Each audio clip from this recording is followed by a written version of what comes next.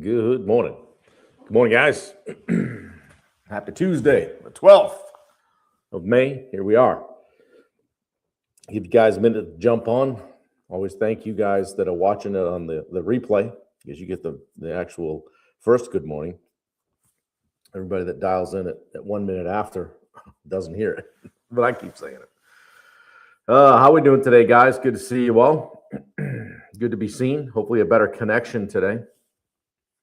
That remains to be seen, but so far so good. Yo, says Dan Bennett. Good to see you. Rachel, how are you? Good morning. Yeah. Yeah, it's a good morning.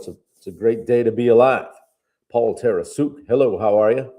Yeah, it's the clear skies, pretty much, a little bit cloudy, but I can see the mountain no problem this morning. So, hey, Wendy. Sherry, what's up? Bill Hillstrom coming in. What's going on, guys? Good to see you all. Welcome here for our 8 a.m. live 365. Switching to water because I drank all the coffee. I've already been to Patton for parts and pieces. Back here on the job site. So today I'll be working on the deck and getting some things done there. So anyway, good morning from Denver, says Dave Davis from Denver. Good to see you, buddy. Hope things are going well for you. Glad to see you jumping on. So yeah, guys, share it out. Hopefully we'll get more people to jump on and share the dream, you know. Good morning, Dad. What's up? Good to see you. Yeah, so another nice day today. Yesterday we pulled fence posts. There's got to be 80 or 100 of those things out there. Got more fence down, opening things up. Got the rest of the burn pile kind of gone, I think, except for those pesky big logs. So they're going to take a couple of fires. But good morning, Dave Howard. How are you? Good to see you. But yeah, so we're back in Benedicta after a few evenings at the camp in Island Falls.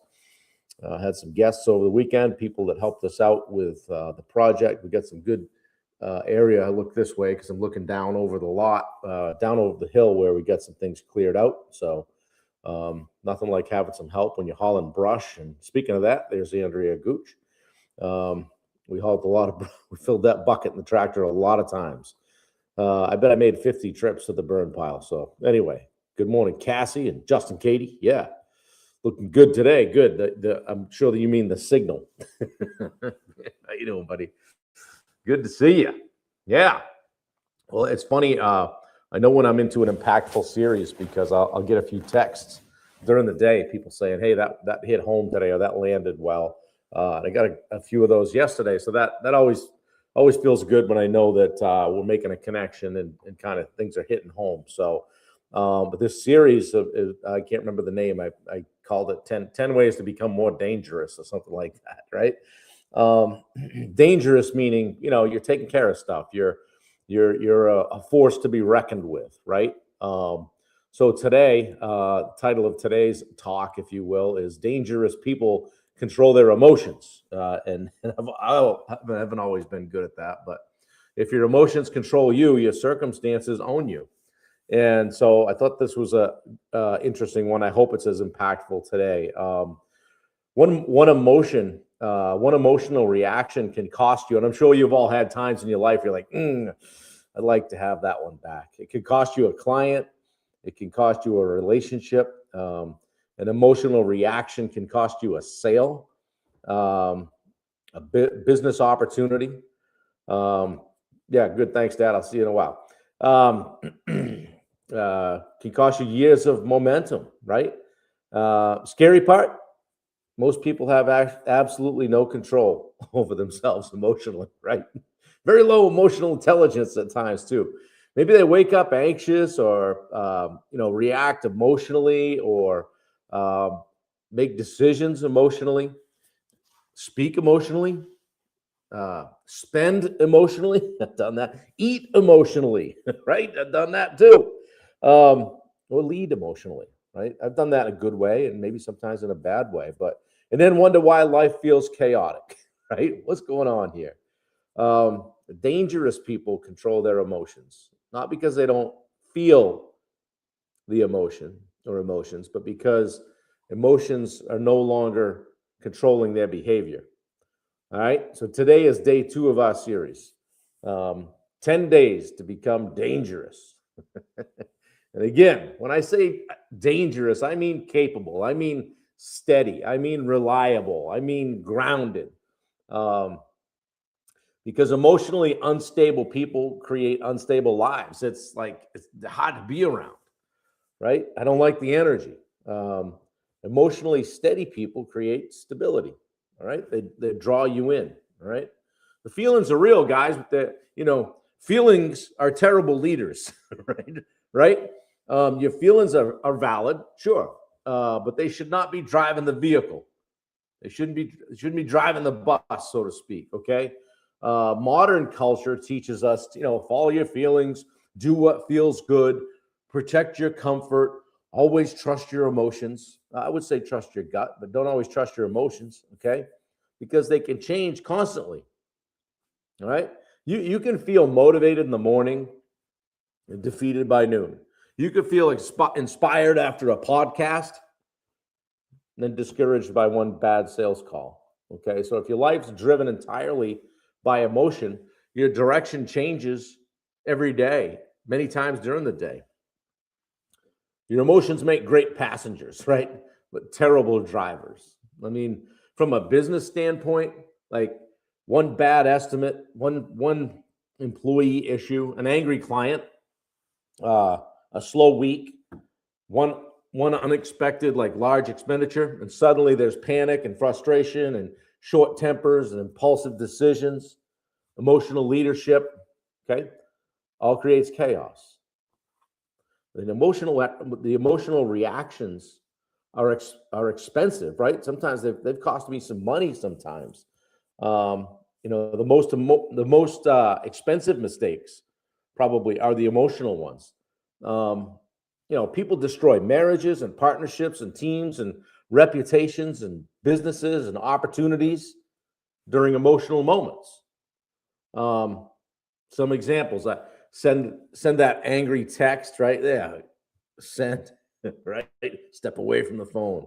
Ben says, "I'll be upset with what I want to be upset with." You should probably close the laptop then or the phone. Yeah. How about blowing up on an employee, right? Or quitting too early? Uh, Posting emotionally online. There's a big one, right? Yeah, I told them. I showed that Facebook troll, right? I'm making fear-based decisions, operating from insecurity, buying emotionally. We talked about that. Selling emotionally, right? Screw it. We got to have the job. We got to eat next week, right? Or how about finally like leading emotionally? Emotion shrinks your perspective. So when people are emotional, they catastrophize, right? Oh, it's just this big thing. They overreact. And then they lose their objectivity. They become impulsive. They stop thinking long term. Those aren't leadership qualities, guys. Good morning, Jess. It's okay. You're here every day. Um, yeah. Um, yeah, a temporary emotion should never make permanent decisions. Think about that one. A temporary emotion should never make permanent decisions. So breathe. Okay. Do that. Count to 4, count to 10, whatever you got to do. Okay. Like calm is a leadership power. It's a superpower, really. People trust calm leaders. When the proverbial shit hits the fan, right? Look for the person who's calm. They're the strongest person in the room. They're not usually the loudest. They're not the most emotional. They're not the most reactive. Good morning, Dave Brackett. It's the person that can stay grounded under pressure. And your team watches, right? If you're leading a team, they watch. They watch how you respond to setbacks.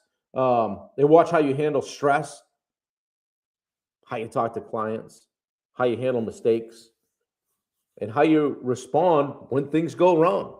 So if the leader panics, everybody panics. Okay? Emotional control creates certainty. And certainty calms people. They want to know what's going on. They want to know what the deal is.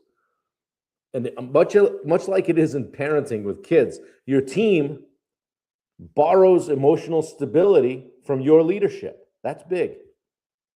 And as a kid, if your parents upset, you're probably upset. You know what's going on, but you're getting your emotional stability from them. Same thing in leadership with employees and team members. So we have to have emotional discipline, and that's built, not born. All right, you're not just an emotional person. You've trained those emotional habits. Okay, people say things like, "Well, that's just how I am. I wear my heart on my sleeve. You know, I've always had a temper. I'm emotional." Maybe, but the emotional control is a skill. Okay, it's like every skill; it improves with reps, right? It just improves with reps. Taking the wrong rail on a big on a big mountain, wrong trail on a big mountain. Yeah, yeah, I like that. They borrow their emotional stability for sure. Yeah, that stuff improves with reps, right? I mean, what if you paused before you responded? You know, what if you slowed down? What if you didn't react immediately? Took a walk, took a breath, journaled a page, went for a workout, just got some perspective. Maybe you sleep on something before making a decision. Yeah, Adam, good to see you here, brother. Assess the situation before reaction. Right. It's like riding that dirt bike. Well, you can't see what's over the hill. Just send it, right? Yeah, maturity is not the absence of emotion. It's the ability to feel emotion without surrendering to it. We're all going to feel emotions, right? You just can't let it take control of the wheel in certain situations, right? And I'm not talking about feeling emotional if, say you're at a funeral, right? I'm not talking about that. I'm talking about how we operate in a leadership space, okay? Have some self-control. Self-control is one of the highest forms of power. If you think about it, you're not reacting, you're controlling yourself, but your emotions are often telling you something, right? You know, if you listen to it, right? And controlling emotions does not mean suppressing the emotions. Like I said, it means understanding them without being ruled by them. I see it. I see it's there. I see it's there. I'm not going to get ruled by that right now. Okay. If you have some anxiety, that might reveal some lack of preparation, lack of systems, maybe some avoidance. Maybe it's financial instability or burnout or unresolved issues. Hey, if you're frustrated, that might reveal that, there's some unclear expectations. When I'm working with somebody and I'm not sure what the expectation is, I'm frustrated. Maybe it's some weak boundaries, lack of communication. There's Matt Blood. How you doing, buddy? Fear may reveal growth or uncertainty, right? Opportunities, vulnerabilities. So your emotions can contain information if we pay attention to what they're telling us, but they shouldn't dictate your identity. All right. How do we get more dangerous, Bob? Well, dangerous people respond. They don't react. Okay. Reaction's automatic. Response is intentional. We're thinking about our response. Reaction says, I can't believe this happened. This ruined my day. F this, I'm done. Response says, okay, what's the next move? What can we control? How do we solve this? What's the lesson here? Okay, and how about from a leadership standpoint, anybody can stay composed when life is easy, okay? Pressure reveals emotional conditioning, all right? Let's see how good you are. Everybody can look like a genius when things are going well, right? But when the world's crumbling around them, look for the person that's just calmly just fielding the ground balls and firing them over to first, okay? I've had moments, where I get emotional. That's hurt me for sure. I've overreacted, been frustrated. I've had business stress, and not dealt with it all that well at times. Made some emotionally charged decisions. Okay, especially in the contracting business, right? Enter subcontractors, whatever. But I've also had times that were more fulfilling, say where I applied some emotional control.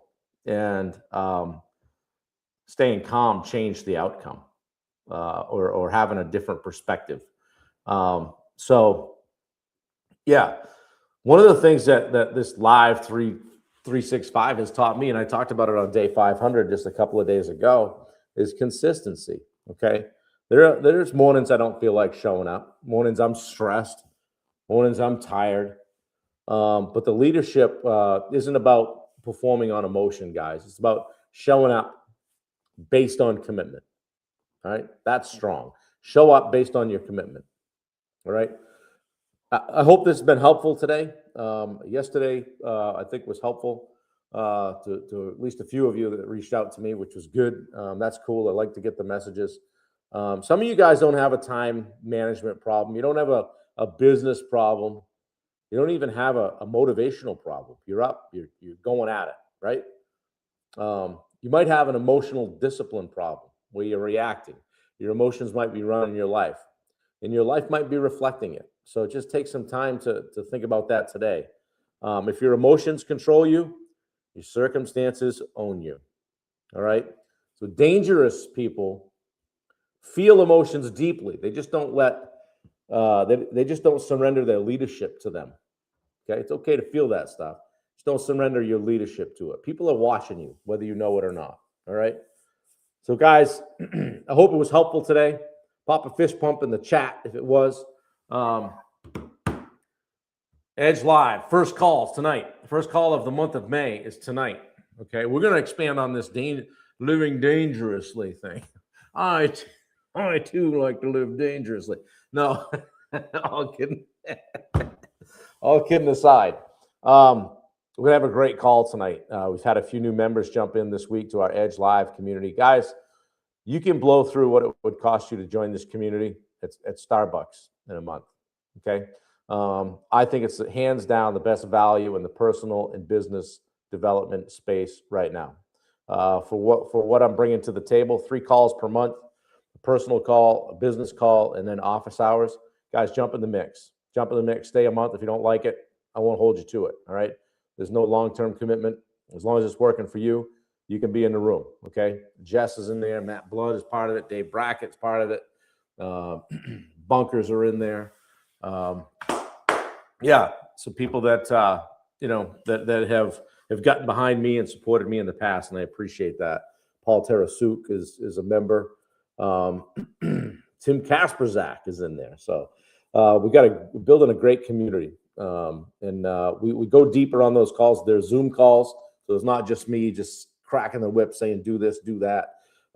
It's very interactive, and I expect it to be. So come, be ready to work, be ready to dive into what you got going on, be ready to be transparent and be honest with the group about where you're at. Okay. There's no bravado or no BS there, no ego. We leave the ego outside, and we just, we have a good time doing some work and helping one another out. So this is the Edge Live community. I'll pop the link in. Wendy's tied up this morning. So I'll pop that in here after I close out. And then yeah, I'm going to go work on the deck. So before the sun starts beating down on me too hard, but it's pretty nice up here right now. And we got good weather and the view is awfully good. So guys, I love you guys. I appreciate you. Thanks for jumping on. I will be back tomorrow, 8 a.m. We'll see you then. Take care.